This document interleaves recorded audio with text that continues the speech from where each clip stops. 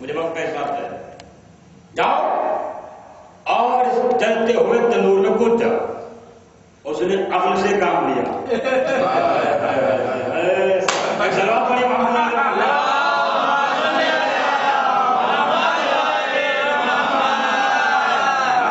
عقل کے براستی میں اڑا دوں میرا بھی نام نہیں. آپ کے بعد کوئی عقل کی بات نہیں کرے گا.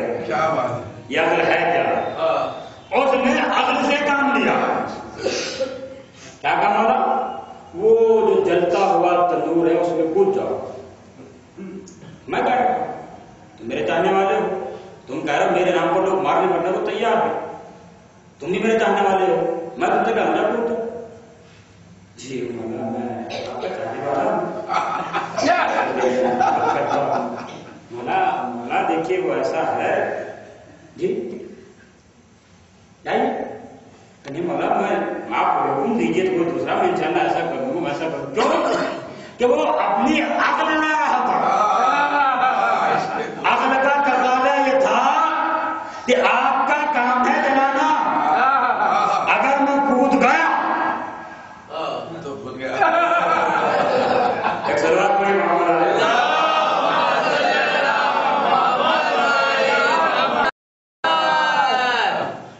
دیکھا اس کو تو پسینے آ گئے. اچھا یہ بتاؤ تم کہاں رہتے ہو اور کیا تمہاری مصروفیات ہیں. یہ ہے وہ بھی باتیں ہو رہی. اتنی ہی دیر میں عقل والا نے عشق میں ڈوبا ہوا عشق آل محمد کا دیوانہ ہارون مکی اپنی نالین کو اپنی بغل میں دبائے ہوئے فرزند رسول کی خدمت میں حاضر ہوا. آپ امام کی قدم بوسی کی. امام نے فرمایا تم کہاں سے آ رہے ہو؟ کمال معرفت کے میدانوں کو طے کر کے آ رہا ہوں. غرق میں ڈوبا ہوا ہے. بالوں میں گرد ہے, کپڑوں میں گرد ہے. امام نے فرمایا آرام کرنا چاہتے ہو؟ کہا فرزند رسول نالین کو چھوڑ دو, جلتے ہوئے تنور میں کود جاؤ. پر نالین کو پھینکا, آگے بڑھا, جلتے ہوئے تنور میں جا کر کود گیا. اپنی قریب سے کہا جا کر ڈھکن کو ڈھک دے. قریب نے ڈھکن ڈھک دیا. وہ تو سلامت ہے, یہ پریشان.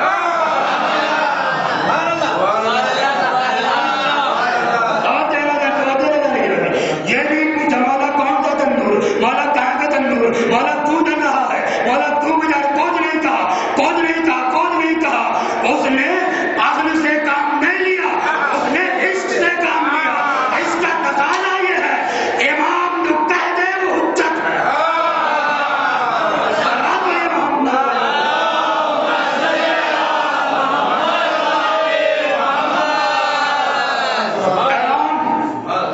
پریشان. اب امام سے بہت زیادہ بات کرنے کے لیے قریب آ گئی, مگر اس کا ذہن کہاں باتوں میں لگ رہا ہے. اس کے ذہن میں تو جلتا ہوا تنور پھر رہا. بیچارہ اچھا خاصا آیا تھا, نہ معلوم کہاں سے آیا تھا, نہ معلوم کیا تھا. بیچارہ خاک ہو گیا ہوگا, یہ ہو گیا ہوگا, وہ ہو گیا ہوگا. امام سے کافی دیر تک باتوں میں بولتے رہے, مگر جب دیکھا کہ اب اس کے پیمانے برداشت ختم ہو گیا, آہستہ سے لیا اور چلتے ہوئے تنور کے قریب آئے. امام نے اب ڈھکن ہٹایا ہے تو آنے والے نے کیا منظر دیکھا کہ جس میں جلتے ہوئے شعلے نظر آ رہے تھے, وہاں پر گل گلاب کے پھول کھلے ہوئے ہیں. ہارون مکی بیٹھے ہوئے قرآن پڑھ رہے ہیں. ہارون مکی بیٹھے ہوئے قرآن پڑھ رہے ہیں. امام نے اشارہ کر کے فرمایا اگر تم بھی عشق سے کام لیتے تو تمہیں بھی یہی ہے کام.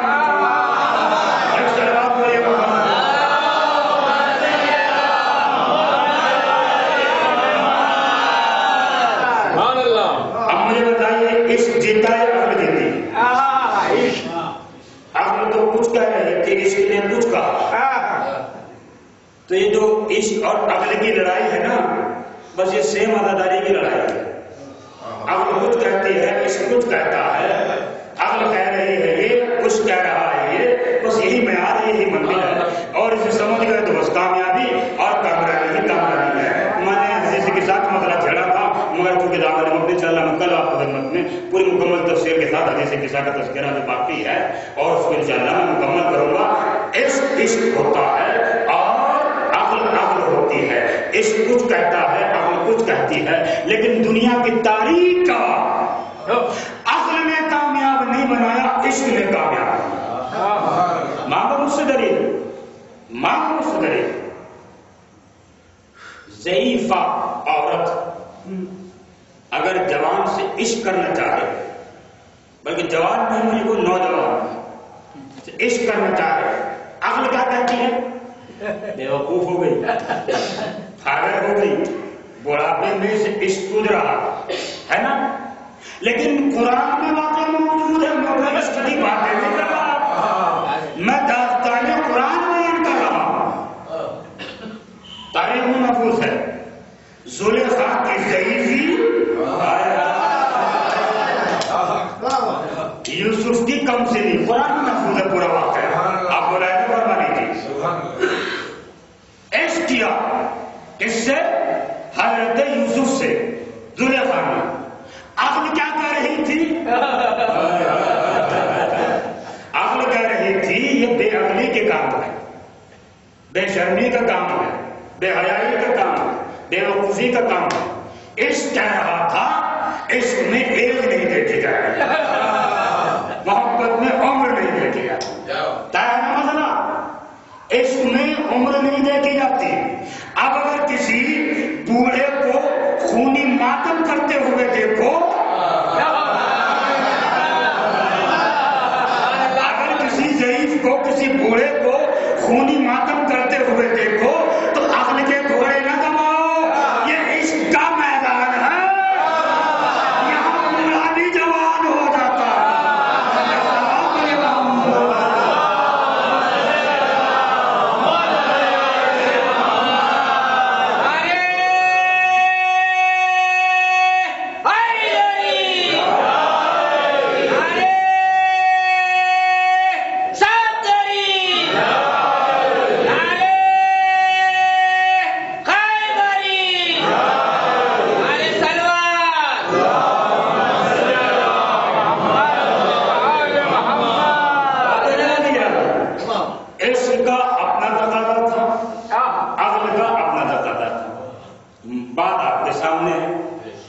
دنیا میں کوئی زلیخا ہی ایک عورت نہیں گزری، بڑے بڑے حسین لوگ گزرے ہیں، بڑے بڑے خوبصورت لوگ گزرے ہیں، لیکن ان کا کوئی نہ نام ہے، نہ پتہ ہے، نہ کوئی ذکر ہے۔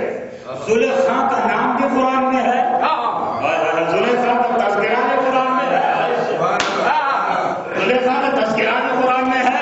تو معلوم یہ ہوا عشق اس معیار پر لے جاتا ہے، انسان قابل ذکر بن جاتا ہے۔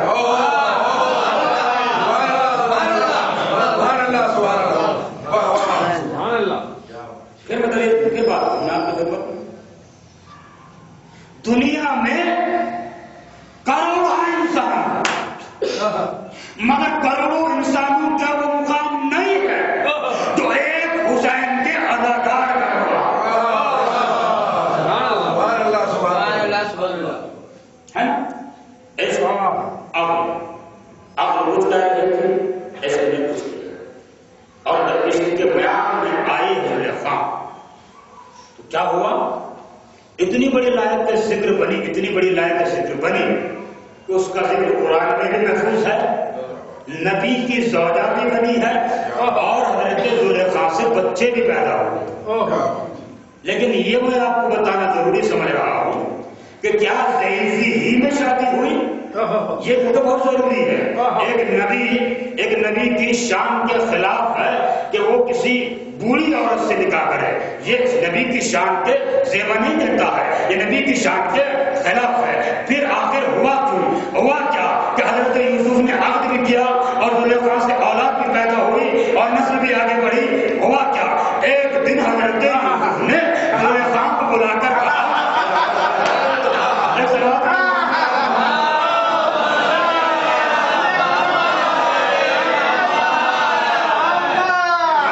بلا کر پوچھا آخر تجھے دنیا میں کیا بھائی ملا؟ دنیا میں بہت تو کسی اور کو جا کر پکڑ، مجھے کیوں میرے پیچھے پڑی ہوئی ہے؟ تو ایک مرتبہ زلیخا کہتی ہے یوسف میں نے تم سے زیادہ حسین کسی کو نہیں دیکھا، میں نے تم سے زیادہ حسین کسی کو نہیں دیکھا۔ جیسے ہی زلیخا نے یہ کہا ہے حضرت یوسف کہتے ہیں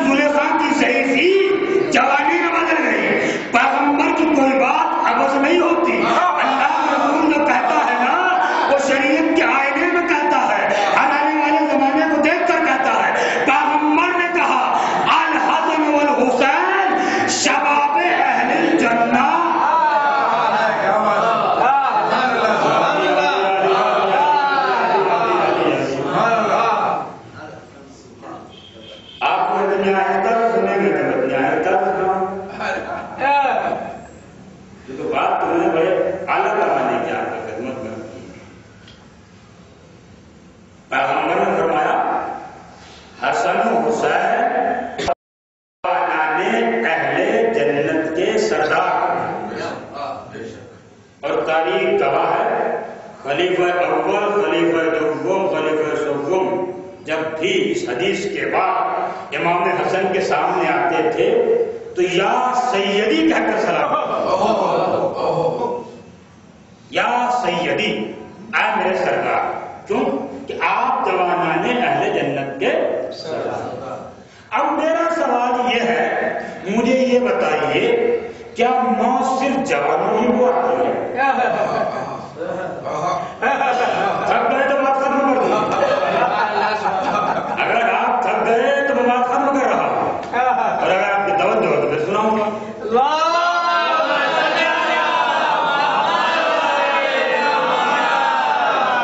کیا موت ضعیفہ بات ہے؟ ایک ضعیفہ پیغمبر اللہ آگ پوچھا، اللہ کے رسول کیا میں ضعیفہ جنت میں ہوں؟ اللہ کے رسول نے فرمایا ضعیفہ جنت میں نہیں جائے گا۔ شہر میں اتنا بڑا مسئلہ اپنے بارے میں سنا، گھر سے باہر در دور پیغمبر اسلام میں بیٹھ کر آنسو کھانے لگے کہ میں تو رشتہ کو جنت میں دی رہی تھی، جنت ملے گی، جنت ملے گی، اور یہ کیا گرو نے فیصلہ کر دیا جنت میں نہیں جائے، بیٹھی گرو رہی ہے۔ حضرت بلال حبشی کا آنا